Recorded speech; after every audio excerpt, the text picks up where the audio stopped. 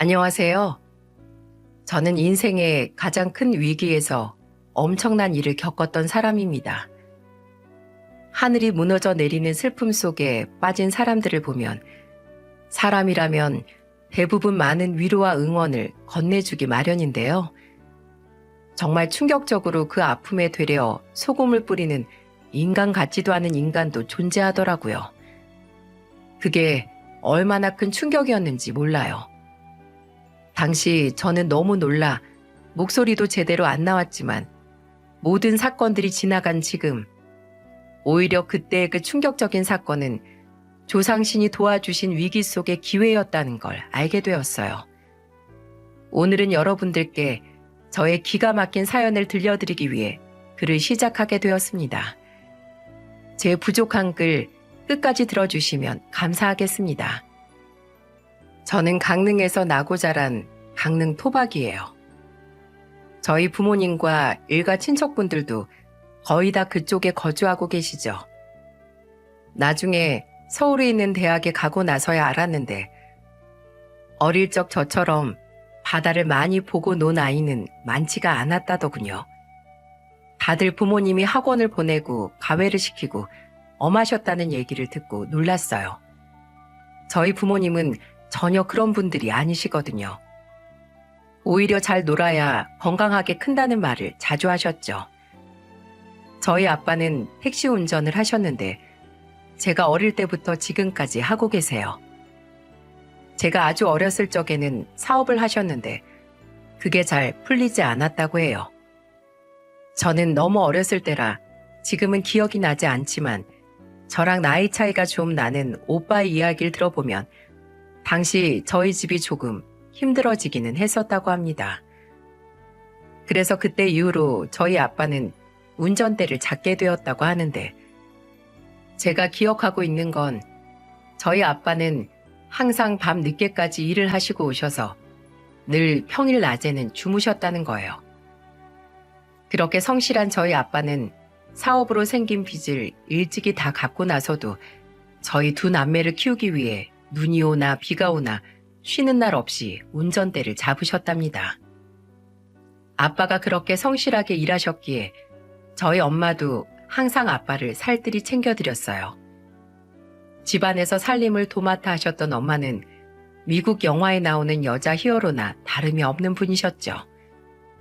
어찌나 살림을 잘하셨는지 몰라요.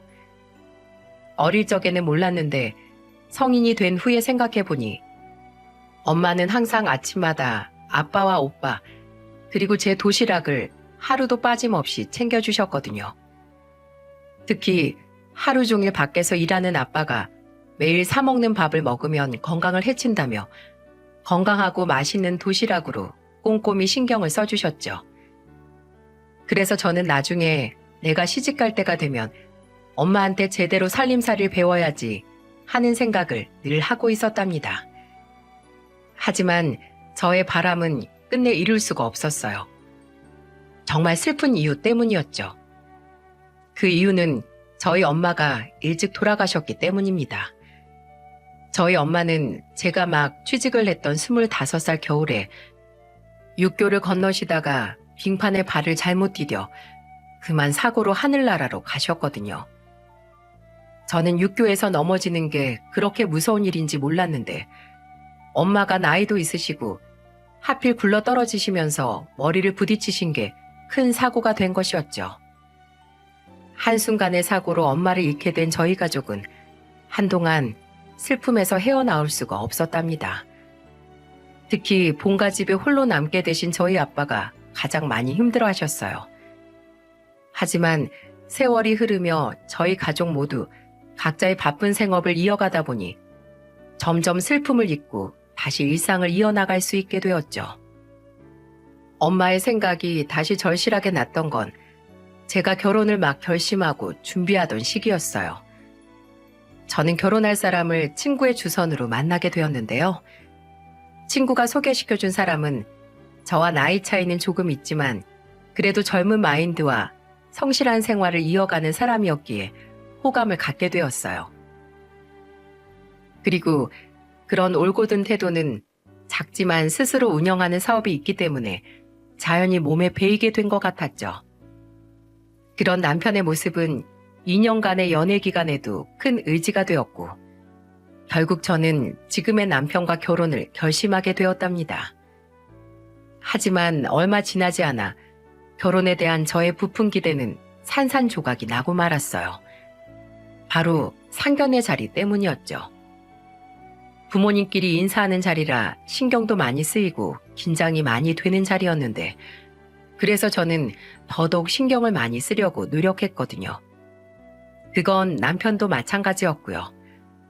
식당도 부모님들 입맛에 맞으시는 걸로 양쪽 부모님 취향도 고려하고 조용하게 대화를 나눌 수 있는 그런 곳으로 신중하게 골랐는데, 이런 저희의 노력이 무색하게 개념 없는 말과 무례한 태도로 그 자리를 거의 파토를 내버린 사람이 있었어요.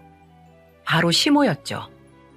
저희 아빠와 시아버지는 서로 점잖게 인사를 나누셨고 대화도 차분하고 호의적으로 이어가고 있었는데, 난데없이 시모가 끼어들어 초를 치는 겁니다. 이렇게 말입니다. 사돈이 택시 운전을 하신다고요?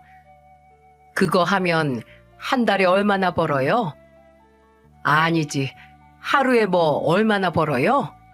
대충 한 10만 원은 되나? 그럼 기름값 빼고 밥값 빼고 나면 얼마 남지도 않겠네. 아유, 맨날 적자겠다. 안 그래요?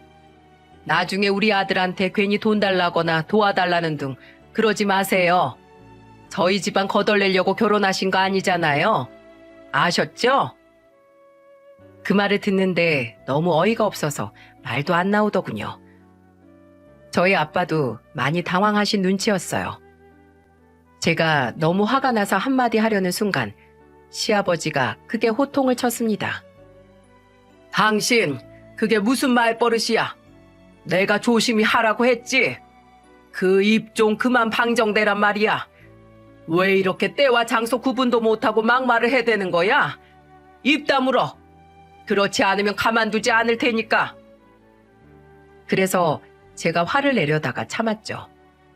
저희를 대신해서 시아버지 되실 분이 대신 화를 내주셨으니까요. 기분은 나쁘지만 시아버지가 저희 아빠한테 먼저 죄송하다고 사과를 하며 분위기를 풀려고 노력하니 그냥 넘어가려고 했어요. 그런데 그 시모는 아직도 정신을 못 차리고 또 한 번 막말을 하는 겁니다. 아니, 애 장가 보내는데 장가 보낼 집이 어떤 상태인지 궁금해하는 거 당연한 거 아니야? 그게 부모로서 오히려 당연한 거지 왜 화를 내고 그래? 결혼 하나 잘못했다가 집안 거덜나고 기둥 뿌리 흔들리는 사람들도 생각보다 많아. 집안끼리 당연히 돈이 얼마 있는진 봐야지.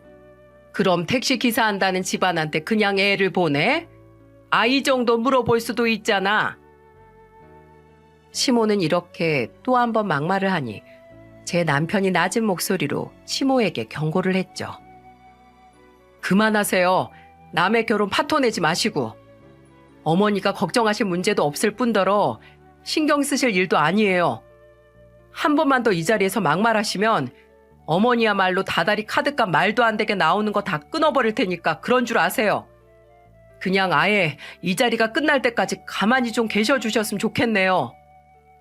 저는 그전엔 제가 한마디 하려다가 남편의 너무나 화난 목소리에 그냥 말을 말았어요. 시모는 남편의 말에 뭐라고 하려다가 이내 입을 완전히 다물어 버렸습니다. 그리고 남편은 저희 가족에게 정중하게 사과를 해주었죠. 시아버지와 남편이 그렇게 옆에서 말려줬지만 많이 당황스러웠던 저희 아빠는 결국 그날의 식사로 체하게 되어 그 다음 날까지 체증이 가시지 않아 많이 고생을 하셔야 했죠. 그리고 저도 상견례 자리 이후에 많은 고민을 하게 되었어요. 연애는 서로가 좋으면 그만이지만 결혼은 집안끼리 만남인데 내가 아무리 이 남자가 좋아도 저런 시모가 있는 집안에 시집을 가면 안 되는 게 아닌가 싶은 생각이 들어서였죠. 그래서 이 얘기를 남편과 정말 진지하게 이야기했어요. 어떻게 상견례 자리에서 우리 아빠 면전에 대고 그런 말들을 함부로 내뱉을 수가 있어? 결혼하면 또 얼마나 더 못 살게 구려고 벌써부터 그러는 거야. 솔직히 어머님만 보면 나는 이 결혼 해야 하는 게 맞나 망설여져. 나는 우리 아빠 그렇게 모욕하고 괴롭게 하는 사람이랑은 가족이 되고 싶지도 않아. 우리 이 결혼 다시 생각해보자. 내가 정말 미안해. 그런데 당신이 생각하는 그런 상황은 절대 안 만들어질 거야. 내가 약속할게. 어차피 우리 집은 나랑 아버지가 다 이끌어가고 있고 이미 어머닌 눈밖에 난 사람이야. 다시 또 그런 막말하면 그냥 무시해버려도 좋고 아니면 화를 내도 좋아. 그때는 참지 말고 원하는 대로 해. 그리고 나나 아버지한테 말해. 우리가 어떻게든 해줄 테니까. 어차피 우리 가족도 아니었던 사람이야. 알잖아. 그 사람 내 진짜 어머니도 아닌 거. 그날 일은 정말 미안해. 화 풀어. 그리고 나 한 번만 더 믿어줘. 맞아요. 시모는 남편의 친모가 아니었습니다. 남편은 기억도 나지 않는 어린 시절에 생모를 잃고 중학교 때까지 시아버지 밑에서 컸다고 해요. 그러다가 중학교 2학년 때 시아버지가 재혼을 하시면서 지금의 시모를 집안에 들이게 되었다고 합니다. 그런데 처음에는 활발한 성격의 시모가 집안 분위기를 밝게 만드는 줄 알았는데 날이 갈수록 본성이 나오게 되어 가족들이 전부 마음을 돌린 상태라고 했어요. 항상 일하는 건 싫어하고 늘 놀 궁리만 하는 사람이었는데 해가 지나갈수록 집안일도 점점 소홀히 하고 굉장히 게으른 사람이라서 시모가 온 뒤로 오히려 집안이 더 힘들어진 것 같다고 하더군요. 그 얘기를 들어보니 시아버지도 작은 세탁소를 운영하시는 분이고 큰 돈을 버시는 건 아니었는데 그런 시아버지를 돕지는 못할 망정 오히려 해가 되었다면 이미 정은 다 떨어지고도 남았겠다 싶기는 했어요. 이런 집안 사정을 전부 설명하면서 남편은 앞으로의 결혼 생활은 걱정하지 않아도 된다고 저를 안심시켰죠. 어차피 어머니가 지금 쓰는 생활비나 살고 있는 집이나 그거 다 내가 해준 거야. 나도 어머니란 사람 보면 꼴도 보기 싫지만 그래도 아버지랑 같이 사니까 그나마 그렇게 전세 얻어다 준 거지. 어머니가 좋아서 그런 거 아니야. 내가 사회생활 시작하자마자 날 ATM기 취급하던 사람이고 너 버릇 나빠지면 내가 카드를 뺏어버리던지 생활비를 끊어버리던지 할 거야. 더는 못된 소리 못하게 단단히 말해뒀으니까 걱정하지 마. 그 확고한 말을 들으니 남편에 대한 믿음이 생겨 파혼을 할까 싶었던 고민을 다시 접어두게 되었답니다. 그래서 순조롭게 남편과 다시 결혼 준비를 해나갔죠. 그렇게 준비를 하면서 저희 남편은 아빠랑 몇 번 더 만날 기회가 있었는데 그때마다 아주 예의를 차리고 성심껏 대해주었어요. 그래서 저도 아빠도 시간이 흐르면서 완전히 마음을 풀게 되었죠. 그리고 남편뿐만 아니라 시아버지가 저희 아빠랑 참 잘 맞으셨어요. 저희 본가가 강릉이라 서울에 계신 시아버지랑 저희 아빠가 직접 만날 기회는 많이 없었지만 이런저런 일로 어른들께 통화를 하거나 어른들끼리 연락을 하게 되면 항상 의견이 잘 맞고 생각하는 방향이 비슷하셨죠. 시아버지 역시 저희 아빠처럼 성실하게 본인 사업장을 운영하는 분이라 그랬던 것 같기도 했어요.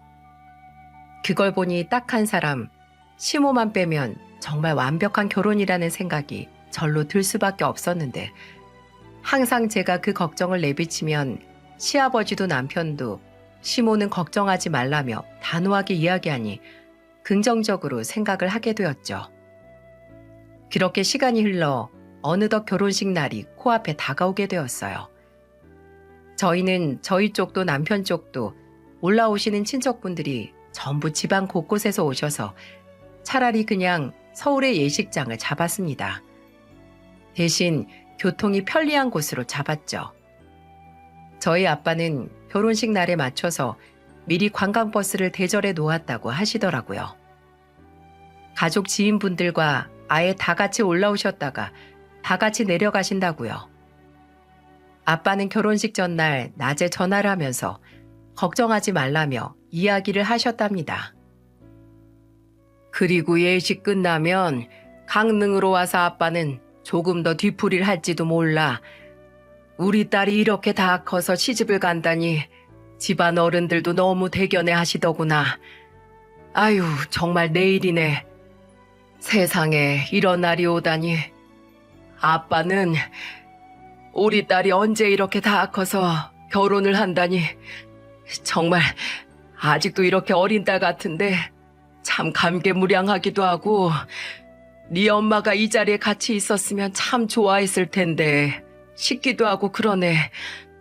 내일 결혼식 준비 잘하고 너무 떨지 말고. 아빠가 한 4시간 정도 먼저 도착할 거야. 그러니까 그때 보자. 알았지? 이제 시집가면 너 닮은 예쁜 아이들도 낳고 신랑이랑 예쁘게 잘 살고. 알았지? 사위도 사람이 듬직하고 괜찮은 놈이니까 그래도 힘들게 하는 일 있으면 이 아빠한테 언제든 꼭 말하고. 알았지? 알았어요, 아빠. 정말 고마워요. 아빠 말씀처럼 저희 정말 예쁘게 열심히 잘 살게요. 걱정하지 마세요. 내일 조심히 올라오시고요. 그리고 괜히 무리해서 오전에 일하고 오시거나 하지 말고 내일은 운전대 잡지 말아요. 괜히 오후에 피곤해지고 힘들어요. 알겠죠? 대저랑 관광버스 같이 타고 오시는 거 맞죠? 그래, 알았다, 알았어. 오늘도 일찍 끝내고 집에 가마. 안 그래도 내일 준비할 게 많아서 일찍 들어가려던 참이야. 걱정 말고 너는 네 걱정이나 해. 그리고 나서도 아빠는 한참이나 제 걱정을 해주셨는데요. 아빠의 이야기를 듣는데 저도 눈물이 나서 혼났어요. 그래서 알았다고만 대답을 하고 얼른 전화를 끊었죠. 그리고 그 다음날 저희는 정말로 결혼식을 치르게 되었어요. 막상 당일이 되니까 하루 종일 정신이 없더라고요. 아침 일찍부터 뭐가 그렇게 준비할 게 많은지 정신없이 일정을 소화하고 있는데 아빠가 전날 말해줬던 대로 이른 시간에 관광버스가 도착을 했더군요. 그런데 다른 분들은 다 계시는데 아빠만 없는 겁니다. 저는 버스를 타고 온 저희 친척 어르신께 물었어요. 저희 아빠는요? 같이 오신다고 했는데 어디 계세요? 너 이야기 못 들었니? 네 아빠 어제 저녁에 갑자기 손님 콜 받고 나갔어. 꼭 멀리식 다니는 손님들 중 한 명한테 개인적으로 연락이 와서 지방에 태워다 줬을 거야. 동해인가? 아, 삼척이었다. 거기 데려다 주고 아예 차고 온대. 지금쯤 한창 올라오고 있을 거야. 아까 출발할 때 연락했어. 네? 뭐라고요? 아까 우리 막 출발한 지 30분쯤 됐을 때였나? 그때 올라온다고 했으니까 지금 아마 서울 진입하지 않았을까 싶은데. 아, 너희 아빠 빠를 때는 엄청 빠르잖아. 20년 베테랑인데 곧 도착할 거다. 걱정하지 말고 넌 가서 마저 준비나 해. 아무리 단골 손님이어도 그렇지 어떻게 결혼식 전날까지 운전대를 잡을 수 있나요? 저는 그 얘기를 듣고 속이 많이 상했어요. 아빠 마음이 이해가 안 가는 건 아니지만 그래도 결혼식 날까지 무리해서 운전대를 잡다니요. 마지막까지 운전대를 손에서 놓지 못하는 아빠가 원망스러운 마음도 들더라고요. 하지만 저 역시 그날 너무 바빠서 따로 연락도 못 드리고 곧바로 하객 응대를 하고 결혼식 준비를 하고 있었죠. 그런데 결혼식이 채 1시간도 안 남았는데 이미 도착했어야 할 아빠가 안 오시는 겁니다. 저는 이게 무슨 일이지 싶어 연락을 하려고 하는데 먼저 연락이 왔어요. 전화를 받은 건 결혼식을 딱 40분 남겨두고 있었던 시간이었죠. 그런데 너무 충격적인 소식을 듣고 말았죠. 드레스고 뭐고 순간적으로 다리에 힘이 풀려 풀썩 주저앉을 만큼이요. 연락이 온 곳은 다름 아닌 병원이었습니다. 저에게 저희 아빠 가족이냐고 묻더니 간략하게 상황 설명을 해주는데 두 귀로 듣고도 믿을 수가 없었어요. 고속도로에서 큰 사고가 나셔서 지금 수술 중이십니다. 보호자분이 빨리 와주셔야 할 것 같아요. 사고가 생각보다 좀 크게 났거든요. 빨리 오셔서 경과를 좀 보셔야 할 것 같습니다. 상황이 좋지 않아요. 저는 그 얘기를 듣고 하늘이 무너지는 줄 알았어요. 하지만 예식장에는 이미 하객들이 분주하게 들어오고 있는 상황이었고 남편과 시부모님은 하객을 맞느라 정신이 없는 상태였죠. 사람이 충격을 받으면 머리가 멍해지잖아요.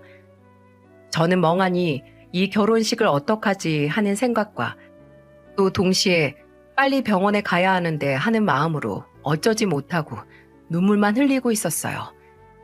제가 눈물을 흘리자 사람들이 놀라며 남편을 데려오더군요. 남편이 저를 보고 후다닥 와서 무슨 일이냐고 물어봤는데 제가 그제야 실감이 나면서 크게 울음을 터뜨리고 말았죠. 아빠가 오다가 사고가 나셨대. 지금 병원에 빨리 가봐야 할 것 같아. 이 결혼식은 다음에 해야겠어. 병원에서 지금 수술 중이시라는데 상황이 안 좋다고 가족들 빨리 오래. 고속도로에서 사고가 크게 났는데 아빠가 많이 다치셨나 봐. 지금 빨리 가야겠어. 미안해. 하객분들이랑 여기 예식장 분들께 당신이 말 좀 해줘. 나 지금 당장 가야 할 것 같아.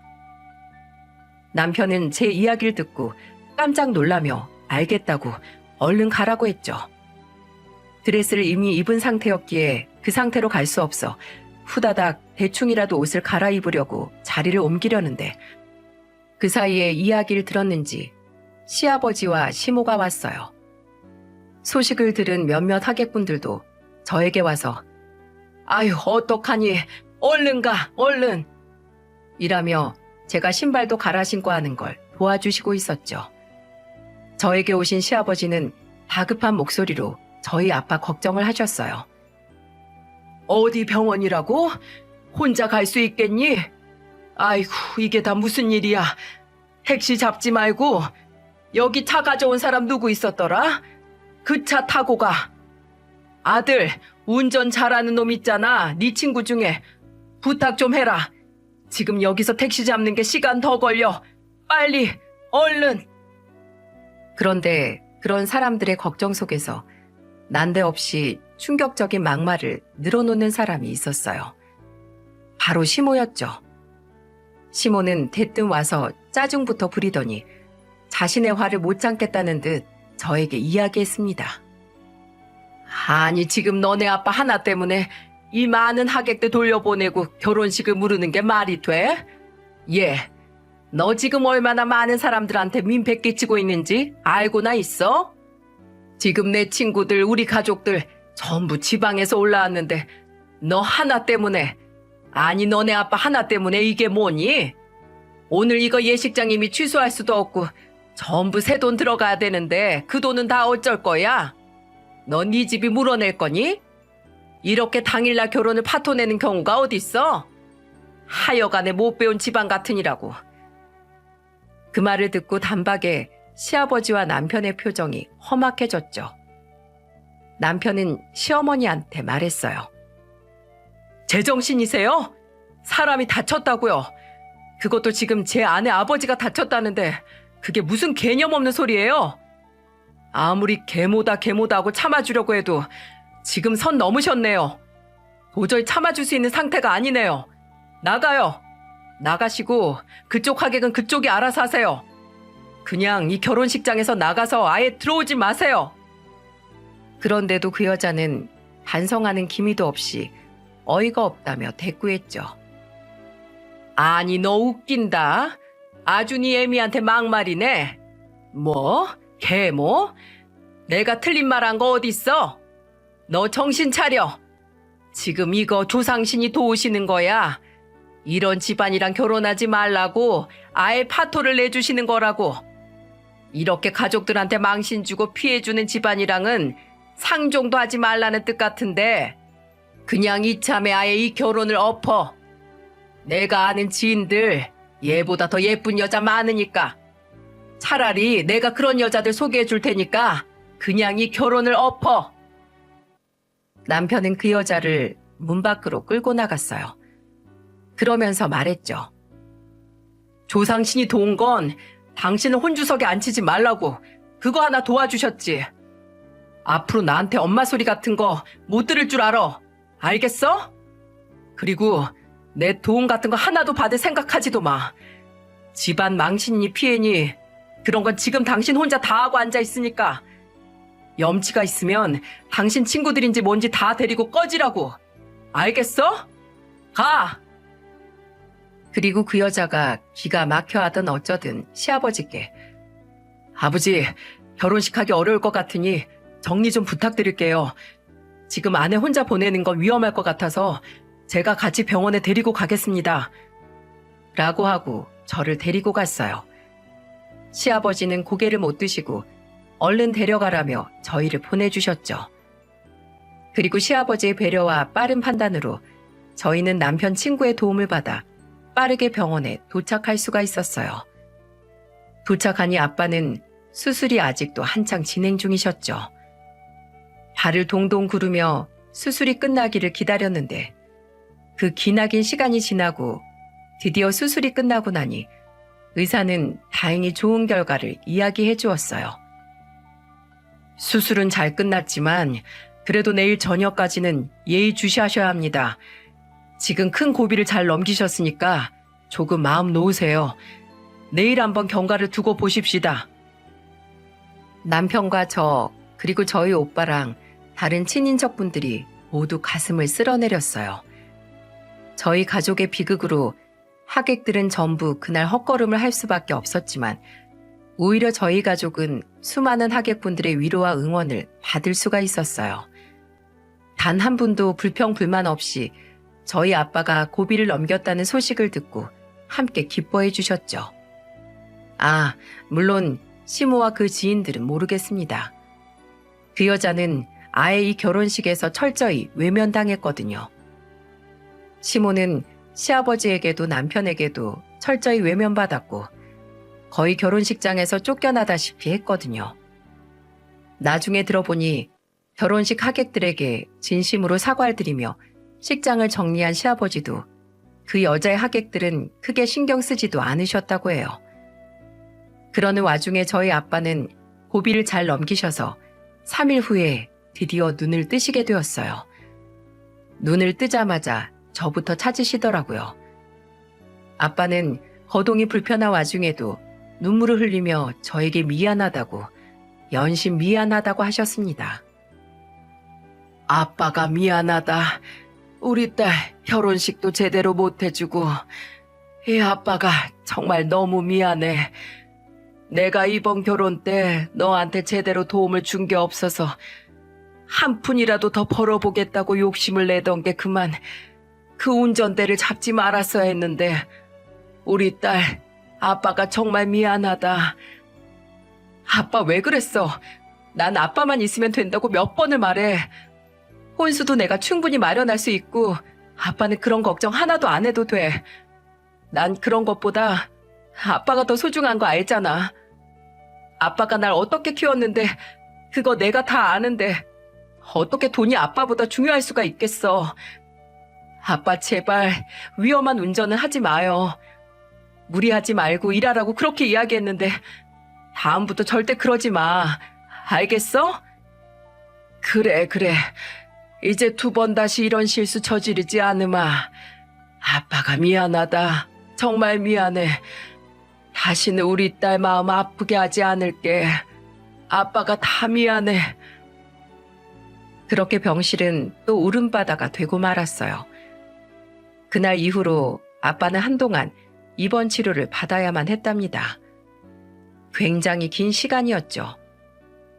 그 기간 동안 아빠는 다시는 무리해서 일을 하지 말아야겠다고 수없이 다짐하셨어요. 그리고 정말로 나중에 퇴원을 하고 운전대를 잡고 나서도 적당한 시간만 일을 하시고 조금 더 자신을 돌보는데 시간을 많이 쓰셨습니다. 한편 저는 결혼식 날 있었던 시모라는 여자의 행동을 결코 용서할 수가 없었어요. 이건 결혼 전에 단판을 짓던지 아니면 그 여자가 말한 대로 결혼을 없던지 해야겠다 싶었죠. 그래서 남편을 또 붙잡고 이야기했어요. 그런데 이미 남편은 모든 계획을 세운 뒤였더군요. 이미 저보다도 더 크게 화가 나 있었고 제대로 된 조치를 취해야 한다는 걸 저보다도 먼저 생각하고 있었던 거예요. 그런 남편의 말을 들으니까 저는 다시 한번 남편을 믿어보기로 했죠. 여보, 정말 미안해. 그날 일은 내가 이렇게 사과할게.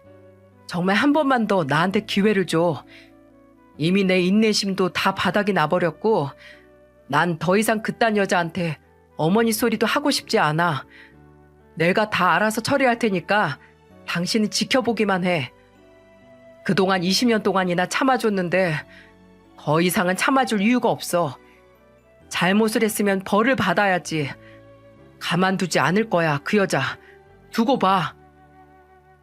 남편은 저에게 그렇게 이야기를 하고 정말로 확실하게 행동으로 보여주었어요. 시아버지와 그 여자는 남편이 구해준 전셋집에 살고 있었는데 마침 그 집의 계약이 딱 2개월밖에 남지 않은 시점이었거든요.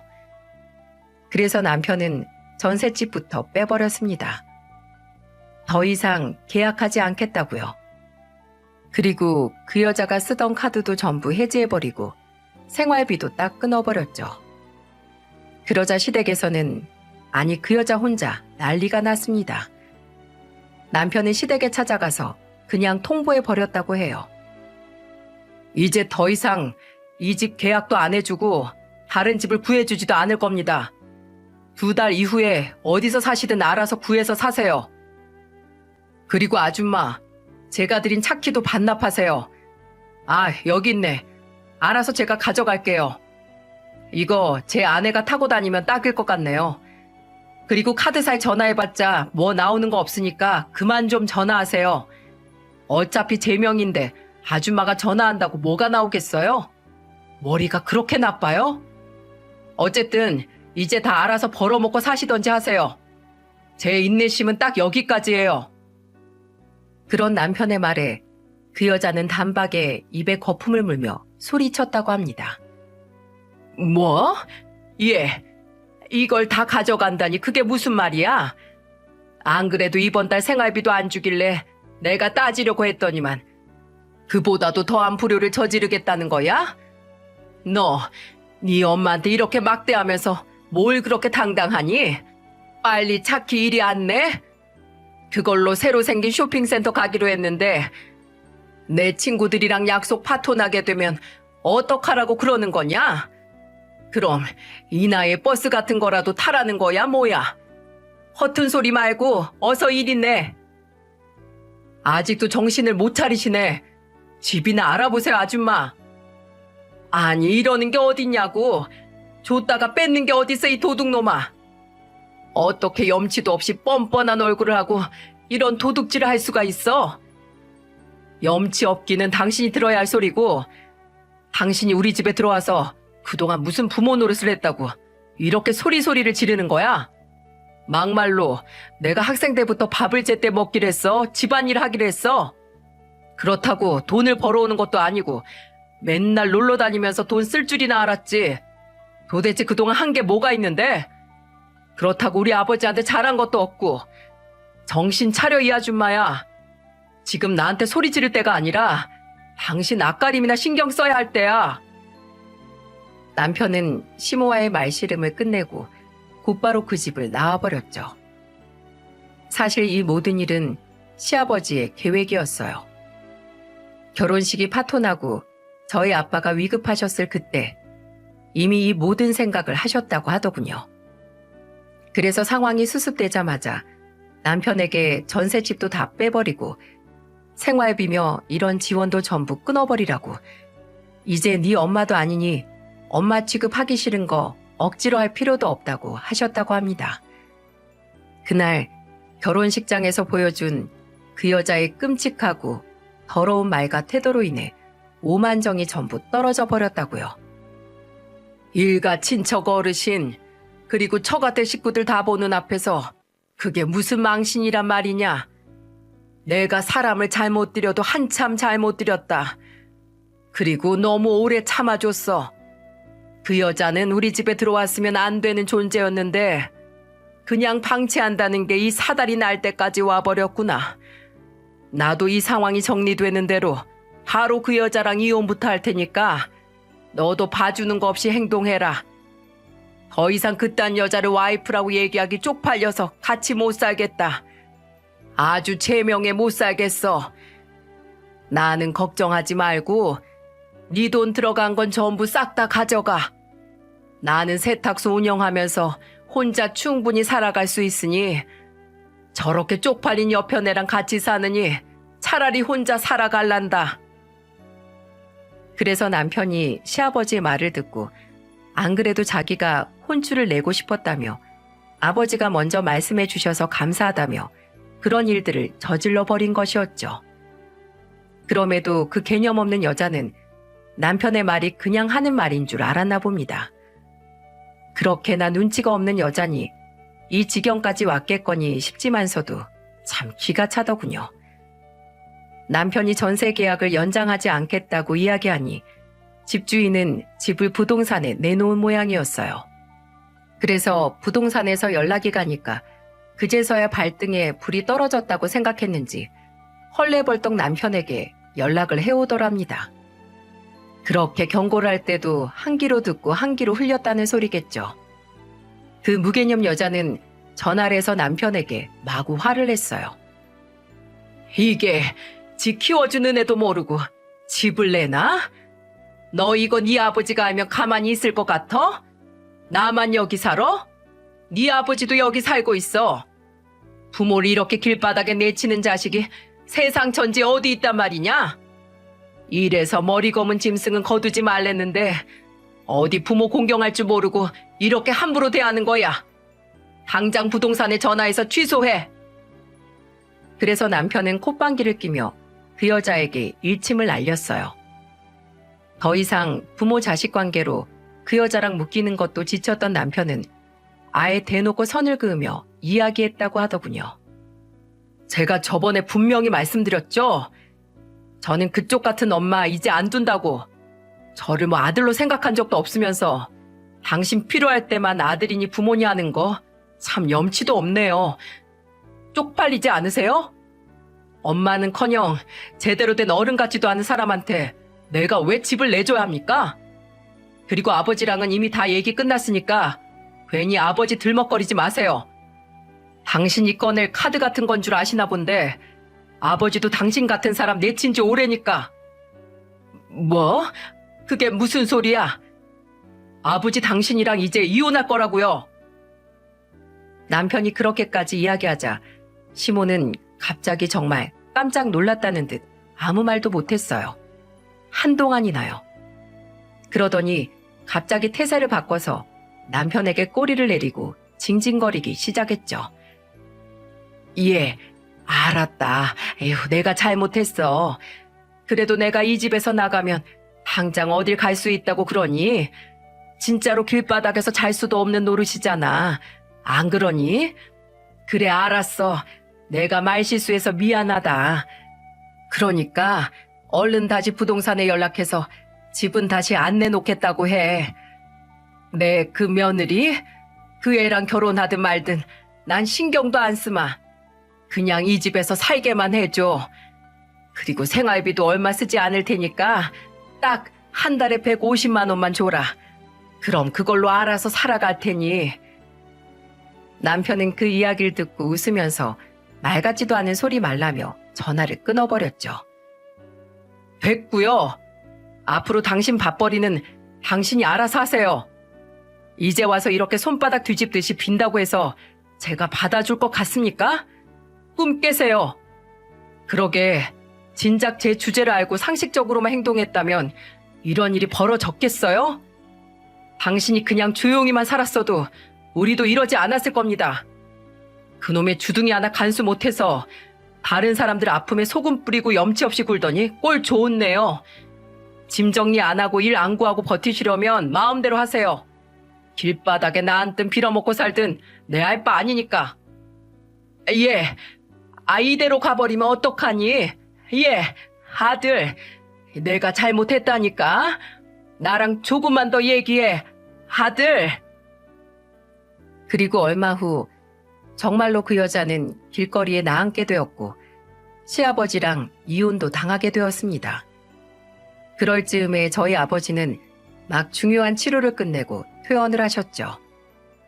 남편은 이미 저와 함께 살고 있었는데 혼인신고만 일단 원래 계획대로 해두고 결혼식은 나중에 제대로 다시 올릴지 간단하게 올릴지 가족들과 상의 중이었어요.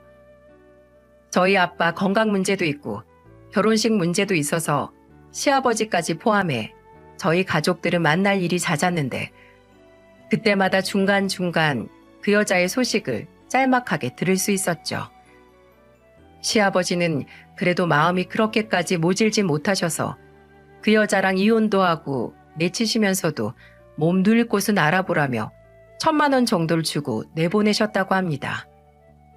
그간 잘한 거 하나 없는 사람이지만 그래도 같이 산 세월이 있으니 그 정도는 해주겠다. 그러니 그도 먹고 떨어지고 다시는 연락할 생각하지 마라 라는 것이었죠. 하지만 그 여자는 그럼에도 불구하고 한동안 시아버지의 세탁소 앞에 찾아와 생활비를 달라며 떼를 쓰기 시작했어요. 고작 1,000만 원 쥐어주고 쫓아내더니 이제 나의 아는 척도 안 하는 거야?